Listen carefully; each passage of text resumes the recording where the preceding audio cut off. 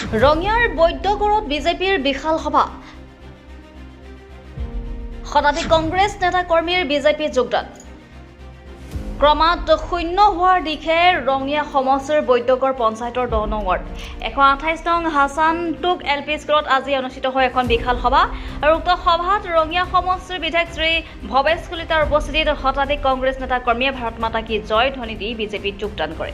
সংখ্যালঘু অধ্যুষিত অঞ্চলটোৰ সৰ্বাংগীন উন্নয়নৰ স্বাৰ্থত অনাগত দিনত সৰ্বতোপ্ৰকাৰে সহযোগিতা আগবঢ়াব বুলি স্থানীয় বিধায়কগৰাকীয়ে ভাষণত উল্লেখ কৰে। নিৰ্বাচন আয়োগে পঞ্চায়ত নিৰ্বাচন ঘোষণা কৰিলে।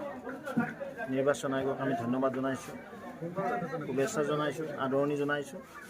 লগতে যে আমাৰ 30খন জিলা পৰিষদত এই পঞ্চায়ত নিৰ্বাচন হ'বলৈ গৈ আছে।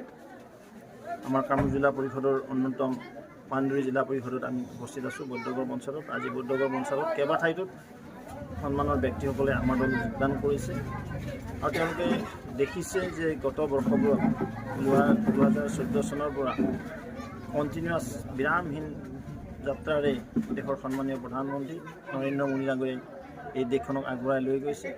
ঠিক তেনেদৰে অসমতো মাননীয় মুখ্যমন্ত্ৰী মহোদয়ৰ বলিষ্ঠ নেতৃত্বত যি উন্নয়নৰ গংগা বৈছে সেই ক্ষেত্ৰত সকলো ৰাইজ আজি সন্তুষ্ট আৰু সেই নিমিত্তে এই অঞ্চলৰ ৰাইজ আমাৰ দলত যোগদান কৰিছে আৰু এই অঞ্চলটো আমাৰ বৈদ্যগড় পঞ্চায়তৰ 10 নং ৱাৰ্ড।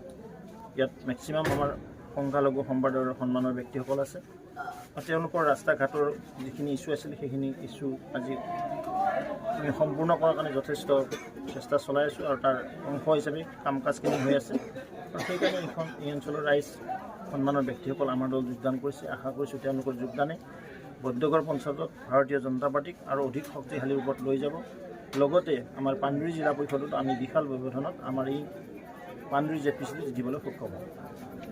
ৰঙিয়াৰ পৰা ৱাছিম আক্ৰামৰ প্ৰতিবেদন খবৰ খাতাক।